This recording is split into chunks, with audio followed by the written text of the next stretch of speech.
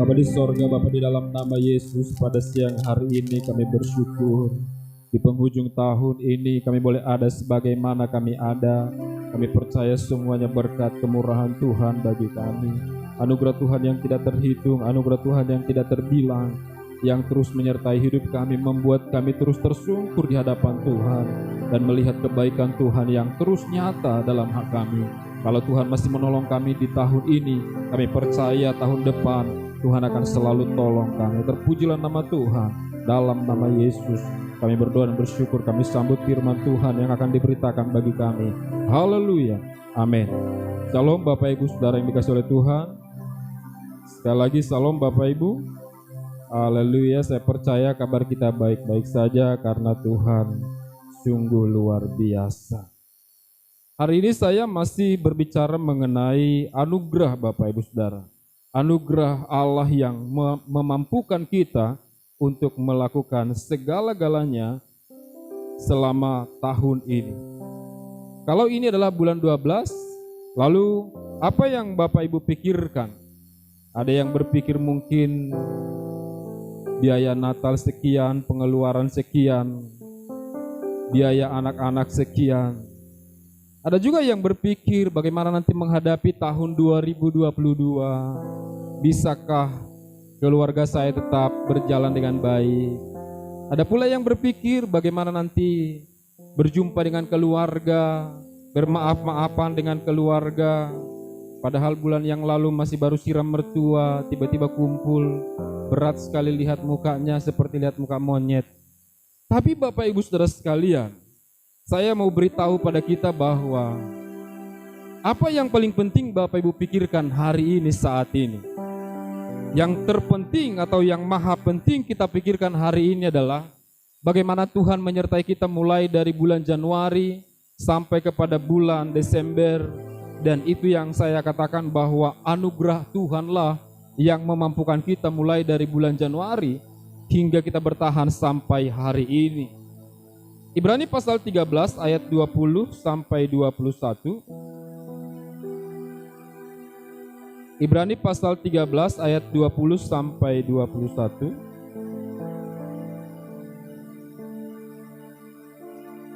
Ibrani pasal 13 ayat 20 sampai 21. Sama-sama kita baca ayat ini. Ibrani 13 ayat 20 sampai 21. 1, 2, 3, iya. Maka Allah damai sejahtera yang oleh darah perjanjian yang kekal telah membawa kembali dari antara orang mati Gembala Agung segala domba, yaitu Yesus Tuhan kita, kiranya memperlengkapi kamu dengan segala yang baik untuk melakukan kehendak-Nya dan mengerjakan di dalam kita apa yang berkenan kepadanya oleh Yesus Kristus. Bagi Dialah kemuliaan sampai selama-lamanya. Amin. Bapak Ibu Saudara sekalian, sadar tidak sadar hari ini kita ada oleh karena Tuhan. Hari ini saya ada, Bapak Ibu ada, semuanya karena anugerah Tuhan. Ada banyak bencana yang terjadi di bangsa kita, ada banyak hal-hal yang terjadi dalam dunia ini, ada banyak goncangan-goncangan mulai dari 2 tahun yang lalu saudara. Dalam hidup banyak orang, tapi kita masih ada sampai hari ini. Pernahkah Bapak Ibu merenungkan dan menyendiri dan berkata, ternyata aku bersyukur karena aku masih dimampukan oleh Tuhan sampai hari ini. Aku masih bersyukur karena Tuhan masih memampukanku hari ini boleh ada sebagaimana ada. Maka saya beri sebuah judul Bapak Ibu Saudara bahwa anugerah Allah yang memampukan kita sampai detik ini, sampai saat ini. Siapa yang bisa menjamin semua kehidupan kita? Siapa yang bisa menjamin waktu-waktu kita berjalan dengan baik? Siapa yang bisa menjamin usaha kita bisa berjalan terus-menerus dengan baik? Siapa yang bisa menjamin usia kita, umur kita? Siapa yang bisa menjamin nyawa kita masih ada sampai hari ini? Maka saya katakan semuanya itu adalah anugerah Tuhan yang membawa kita berjalan dari satu pencobaan ke pencobaan yang lain, dari satu ujian ke ujian yang lain. Hanya Tuhanlah yang sanggup membawa kita, Bapak Ibu Saudara. Maka dalam ayat 20 dikatakan, maka Allah damai sejahtera yang oleh darah perjanjian yang kekal telah membawa kembali dari antara orang mati Gembala Agung segala domba, yaitu Yesus Tuhan kita. Ayat 21, kiranya memperlengkapi kamu dengan segala yang baik untuk melakukan kehendak-Nya dan mengerjakan di dalam kita apa yang berkenan kepadanya. Ada dua kata kerja yang bisa kita temukan di ayat 21. Yang pertama, bahwa Tuhan adalah Tuhan yang memperlengkapi saya dan saudara. Tuhan itu adalah Tuhan yang memperlengkapi saya dan saudara. Kalau Bapak Ibu Saudara sekalian mau menjadikan anak kita menjadi polisi, maka biasanya 6 bulan sebelumnya atau 1 tahun, bahkan 2 tahun sebelumnya akan dipersiapkan sedemikian rupa, mulai dileskan bahasa Inggris, mulai dilatih fisiknya, semua diperlengkapi sampai nanti pas dia ujian, semuanya bisa dijalani dengan baik. Hampir sama sebenarnya Tuhan pada kita, memperlengkapi kita, membawa kita kepada situasi-situasi tertentu, supaya suatu saat saudara kita bisa mengerti, sampai di titik itu ternyata kita bisa sanggup menghadapi. Kalau Bapak Ibu Saudara pernah mengalami sebuah persoalan yang tragis, dan Bapak Ibu pikir Bapak Ibu tidak bisa melewatinya dan berkata, bagaimana bisa aku melewati semuanya ini? Tapi ternyata Bapak Ibu Saudara, setelah terjadi persoalan itu, setelah terjadi sesi daripada masalah kita itu, maka baru kita mengerti, oh ternyata ini maksud Tuhan dalam hidupku. Ternyata ini solusinya. Ternyata ini adalah sebuah jalan-jalan Tuhan yang baik. Walaupun terkadang ketika kita ada dalam persoalan yang sulit itu, kita sulit sekali untuk mengerti, memahami apa yang akan Tuhan kerjakan dalam hidup kita. Maka ada orang bunuh diri putus asa, ada orang lari ke narkoba, ada orang lari ke seks bebas, ada orang meninggalkan keluarganya, meninggalkan rumah tangga, bercerai dengan suaminya, bercerai dengan istrinya. Saking beratnya persoalan itu Bapak Ibu Saudara sekalian. Tapi ayat ini berkata Allah yang memperlengkapi kita. Dia memperlengkapi kita dari segala hal untuk menghadapi segala situasi yang ada di depan kita. Sadar atau tidak sadar saudara, ketika akan terjadi persoalan dalam hidup saudara, maka kita sebenarnya sudah diperlengkapi Allah, sudah dipersiapkan oleh Tuhan untuk menghadapi persoalan itu. Sama seperti yang saya katakan tadi, ketika seorang mau masuk tentara atau polisi, bahkan melamar pegawai negeri, maka dia akan mempersiapkan dirinya semaksimal mungkin. Dia akan mempersiapkan dirinya bagaimana supaya dia bisa menjawab semua soal-soal atau tantangan-tantangan yang dia akan hadapi. Jadi sebenarnya ketika ada di depan kita persoalan yang begitu rumit, Tuhan sebenarnya sudah tahu dan sudah mengerti, dan tugasnya Tuhan dalam hidup kita adalah untuk memperlengkapi kita, membawa kita menjadi pribadi-pribadi yang berkemenangan dalam setiap langkah kita. Maka seringkali kita bingung, Tuhan sanggupkah aku? Tuhan sanggupkah aku? Tapi selama Tuhan memperlengkapi saudara, membuat saudara semakin sempurna, maka saya percaya sesulit apapun persoalan, itu bisa kita jalani. Lalu ada kata kerja yang kedua, ada mengerjakan. Apa yang diperlengkapi tadi semua diperlengkapi dalam hidup kita. Kekuatan kita, ketangguhan kita, kehebatan kita akan diperlengkapi oleh Tuhan. Lalu kemudian ada kata kerja yang kedua, yaitu mengerjakan. Apa yang dikerjakan Tuhan dalam hidup saya dan saudara? Apakah Tuhan karena kurang kerjaan lalu mengerjakan sesuatu dalam diri kita? Maka saya percaya Bapak Ibu Saudara sekalian, bahwa Allah mengerjakan kebaikan-kebaikan dalam diri kita, di dalam hati kita. Sekalipun kita berkata bukan hanya orang percaya Yesus yang baik Pak, ada juga orang yang tidak percaya Yesus tapi baik. Kalau saudara mengenal seorang dukun yang terkenal saat ini, namanya Rismond Marga, saya lupa marganya. Dia termasuk viral di medsos. Lalu Bapak Ibu Saudara, dalam kesehariannya, dia bantu anak yatim, dia bantu panti asuhan, dia baik. Ada orang minta tolong sama dia, ditolong. Nah, karena ternyata Bapak Ibu Saudara, untuk menangkal segala mistik-mistik dari orang-orang atau orang-orang jahat, saudara harus menjadi orang baik, saudara harus menjadi orang yang suka menolong orang lain. Santet apapun yang akan diberikan pada saudara, yang akan dikenakan pada saudara, maka saudara tidak bisa mati. Contohnya, kalau saya adalah orang baik, saya rajin tolong orang, saya rajin berbakti pada orang lain. Walaupun saya tidak percaya Tuhan, suatu saat saya disantet sama orang saudara, maka santetnya itu tidak mampan. Karena ternyata untuk menangkal segala perbuatan jahat daripada orang lain, kuasa-kuasa kegelapan, saudara tidak harus selalu percaya pada Yesus. Saudara cukup berbuat baik. Makanya perhatikan saudara, mengapa orang Cina begitu gampang menabur kasih sama orang lain. Mengapa begitu gampang dia berbuat baik?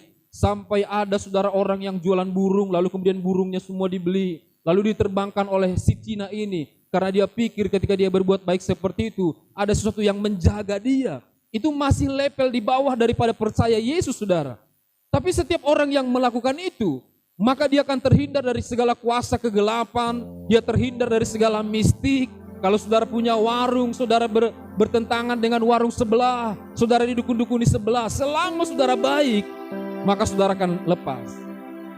Tapi anehnya saudara, orang-orang yang di dalam Tuhan justru tidak sampai ke sana pemikirannya.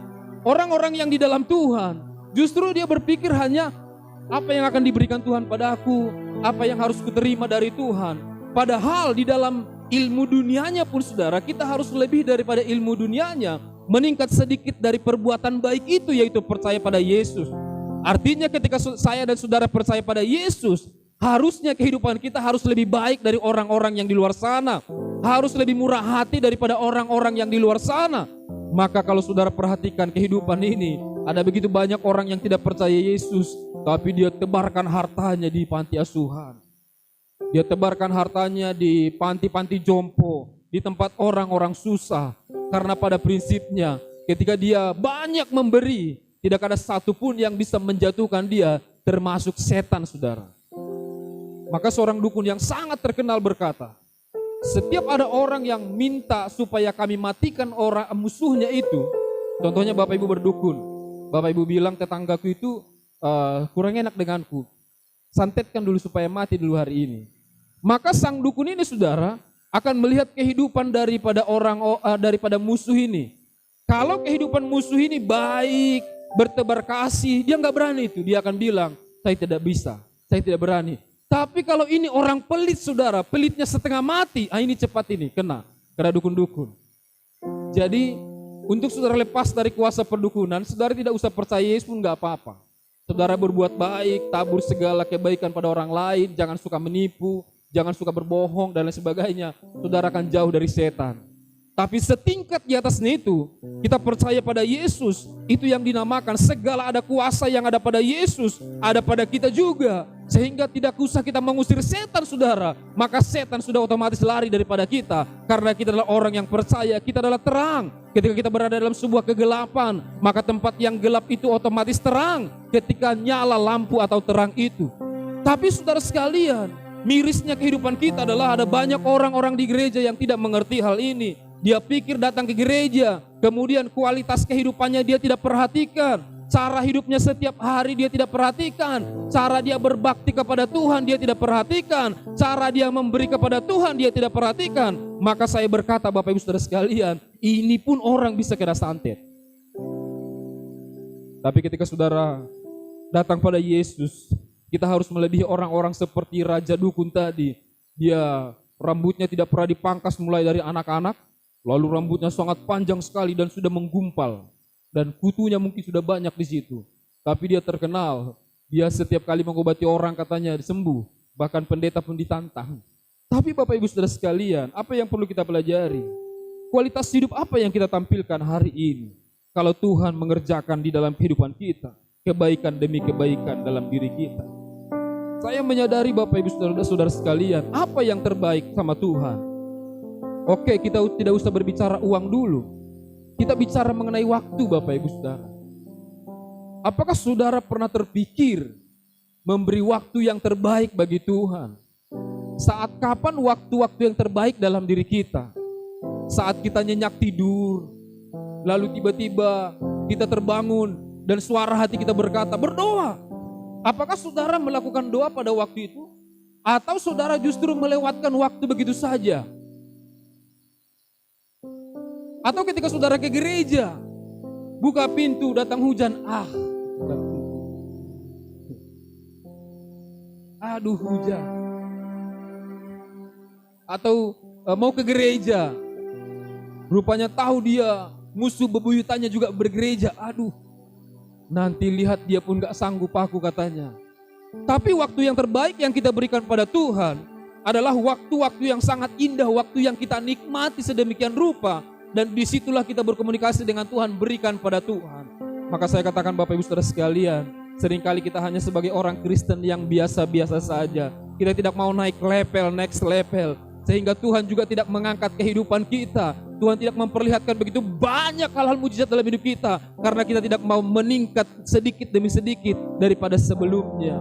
Kalau saudara bergereja di tahun 2021 hanya 10 kali, maka tingkatkanlah saudara di tahun 2022 nanti 20 kali, 30 kali, bahkan 50 kali. Kalau memang suaminya tidak pernah gereja, usahakan hari Jumat, suruh dia gereja. Gak mau dia gereja, belikan sepatunya. Gimana Bu? Tak mau lagi dia gereja, belikan celananya.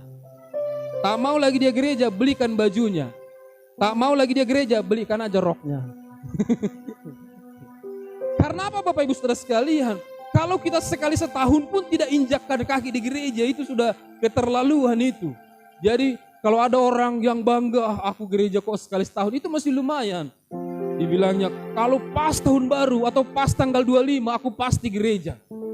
Dan setelah tanggal 31 malam kami kumpul keluarga semua minta maaf, bermaaf-maafan. Maka saudara, istilah ini juga tidak bagus, istilah bermaaf-maafan, seperti bermain-main. Memaafkan itu bagus, ini bermaaf-maafan. Bermaaf-maafan berarti seperti berlari-lari, seperti bercanda-candaan. Jadi saudara, tanggal 31 nanti sudah kumpul keluarga, minta maaf antara abangnya sama kakaknya, mertua dengan menantu, orang tua dengan anak. Tapi di tanggal 1 mulai lagi kehidupan yang baru lagi, yang tidak jauh berbeda dari kehidupan yang sebelumnya. Tapi yang mau saya katakan pada kita adalah bagaimana Tuhan mengerjakan segala kebaikan dalam diri kita. Maka kita harus respon kepada Tuhan. Jika Tuhan sudah memperlengkapi kita dan mengerjakan segala yang baik dalam hidup kita, apa yang harus kita lakukan? Yang pertama, kita harus seperti tanah liat, saudara. Yesaya berkata pasal 18 ayat yang ke-6 bahwa kita itu adalah tanah liat. Tanah liat yang dibentuk oleh Tuhan. Tuhan berkata, kamu adalah tanah liat. Di Yeremia pasal yang ke-18 ayat yang ke-6, sama-sama kita baca ayat ini Bapak Ibu Saudara. Yeremia pasal 18 ayat yang ke-6. Jadi saya dan saudara adalah tanah apa? Tanah liat. Jadi kalau ada yang tukang emosi itu dari tanah apa? Tanah garapan. Suka marah, nengok mukanya pun orang malas. Asal tersinggung sedikit marah, berarti bukan tanah liat dia, tapi tanah apa? Tanah garapan yang sengketa, pemiliknya sudah lebih dari 3. Berantem terus di situ, parang-parangan. Yeremia pasal 18 ayat yang ke-6. Sama-sama kita baca ayat ini, 1, 2, 3 ya. Masakan aku tidak dapat bertindak kepada kamu seperti tukang periuk ini, hai kaum Israel? Demikianlah firman Tuhan. Sungguh seperti tanah liat di tangan tukang periuk, demikianlah kamu di tanganku, hai kaum Israel. Tuhan berkata, sebenarnya kalian harus seperti tanah liat yang gampang dibentuk, tapi sekali jadi saudara, maka tanah liat yang tidak berharga itu bisa menjadi mahal kalau dicetak dengan baik. Maka Tuhan katakan, seharusnya kalian, jika kalian menjadi seperti tanah liat, maka kalian bisa kubentuk seperti apapun yang kumaksud, dan kalian bisa kujual mahal. Kalian punya nilai, punya harga. Kalian bisa melengkapi segala kehidupan kalian kalau kalian menjadi tanah liat, kata Tuhan pada bangsa Israel. Jadi kalau saya dan saudara adalah tanah liat yang gampang diarahkan oleh Tuhan, yang gampang melakukan segala pekerjaan Tuhan, maka saya percaya Bapak Ibu Saudara sekalian, nilai hidup kita akan menjadi mahal.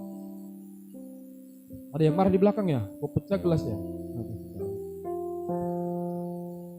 Hidup kita akan menjadi mahal kalau kita dibentuk oleh Tuhan.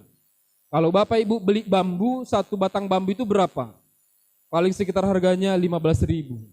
Tapi kalau itu sudah dibentuk, dianyam, dibentuk jadi kursi yang mewah, kira-kira harganya masih dapat enggak Bapak Ibu Saudara 15.000? Tidak dapat, karena dia sudah dibentuk. Sama seperti tanah liat, saudara bisa temukan di mana-mana tanah liat. Tapi ketika Tuhan membentuk tanah liat itu, ketika tukang periuk membentuk tanah liat itu menjadi sebuah periuk, maka nilainya menjadi lebih tinggi. Tanah liat bisa di hutan, tanah liat bisa di sawah-sawah. Tapi ketika dia sudah dibentuk, Apakah dia masih di hutan saudara? Tidak. Apakah dia masih di sawah? Tidak. Maka Tuhan menempatkan tempat yang tepat baginya. Atau tukang periuk menempatkan tempat yang tepat bagi periuk itu. Dan dia dijual, dipajang di tempat orang ramai. Dan orang yang kaya bisa membeli yang lebih mahal. Dan saya mau katakan, sama hidup saya seperti saudara di hadapan Tuhan. Kalau saya sebagai tanah liat, saudara sebagai tanah liat, maka suatu saat ketika Tuhan sudah bentuk saudara lebih baik lagi, maka Tuhan tidak menempatkan saudara di tengah-tengah orang yang tidak baik. Tapi Tuhan menempatkan kita di tengah-tengah orang yang baik. Tuhan menempatkan kita di tengah-tengah orang di mana kita punya nilai jual bagi orang lain. Karena kita sudah dibentuk oleh Tuhan. Jadi saat saudara bersedia dibentuk oleh Tuhan, maka saya percaya nilai hidup kita akan semakin tinggi. Yang kedua, apa yang harus kita lakukan? Kita harus memiliki sikap berjuang mengikut Tuhan. Seperti yang saya jelaskan tadi, ada banyak orang dalam kekristenan ini yang dia pikirkan hanya biasa-biasa saja. Pernahkah Bapak Ibu berkata, Tuhan bagaimana supaya aku lebih sungguh-sungguh lagi dalam Tuhan? Tuhan bagaimana supaya aku lebih connect lagi kepada Tuhan? Tuhan bagaimana supaya aku lebih intim lagi pada Tuhan? Maka pertanyaan itu saudara, itulah yang dikatakan jadilah pahlawan Kristus. Kita harus berjuang dalam hidup kita ini untuk mengikut Tuhan. Katakan amin. Tidak pernah ada sebuah keberhasilan dalam diri kita tanpa suatu perjuangan. Saudara berjuang hari ini, saudara akan melihat hasilnya di besok hari. Saudara berjuang hari ini, saudara bisa melihat hasilnya di tahun depan. Tapi kalau saudara tidak mengerjakan apa-apa hari ini, jangan pernah menunggu hasil yang baik. Jangan pernah menunggu hasil yang lebih daripada yang sekarang ini karena saudara tidak mengerjakan sesuatu. Tapi orang-orang yang berjuang akan melihat banyak kebaikan-kebaikan Tuhan dalam hidupnya. Yang ketiga, apa yang harus kita lakukan? Kita harus komitmen. Yosua pasal 24 ayat 15 berkata, ketika banyak orang yang mengundurkan diri mengikut Tuhan, maka Yosua berkata sama Tuhan dan sama orang Israel, aku dan seisi rumahku, kami akan beribadah kepada Tuhan. Apa yang dikatakan Yosua pada orang-orang di sana? Ketika banyak orang meninggalkan Tuhan, banyak orang yang tidak peduli dengan Tuhan. Dan Yosua bilang, saya dan seisi rumah saya, kami akan beribadah pada Tuhan. Sekalipun ada banyak orang yang meninggalkan Tuhan, ada banyak orang yang tidak percaya lagi ke gereja, ada banyak orang yang tidak peduli lagi, tidak percaya lagi pada Tuhan. Tapi kita berkata dalam hati kita, saya dan seisi rumah saya akan beribadah pada Tuhan. Dan jika itu terjadi saudara, maka saya percaya terobosan-terobosan baru akan terjadi dalam keluarga saudara. Hal-hal yang baru akan saudara lihat, hal-hal yang besar akan saudara nikmati di dalam Tuhan. Oleh karena itu, mari kita berjuang bersama dengan Tuhan. Kita berkata kepada Tuhan, Tuhan, aku dan seisi rumahku akan terus berjuang pada Tuhan. Apa yang perlu kita sadari hari ini Bapak Ibu Saudara sekalian? Yang perlu kita sadari adalah bagaimana Tuhan menolong kita tahun 2021 ini. Maka kita percaya di tahun depan pun Tuhan akan lebih lagi menolong kita. Kita tundukkan kepala kita. Katakan pada Tuhan, bukan dengan kekuatanku. Bapak Ibu Saudara sekalian, bukan dengan kekuatan kita boleh ada hari ini. Tapi semuanya karena Tuhan. Semuanya karena berkat Tuhan. Saya mengundang kita semua bangkit berdiri di hadapan Tuhan. Kita mau ambil komitmen kita pada Tuhan. Tuhan, aku ingin lebih baik lagi. Tuhan, aku ingin lebih sungguh-sungguh lagi. Karena aku sudah bertemu dengan Juru Selamat itu. Katakan pada Tuhan, bukan dengan kekuatanku Tuhan. Bukan dengan kekuatanku. Amin. Ku dapat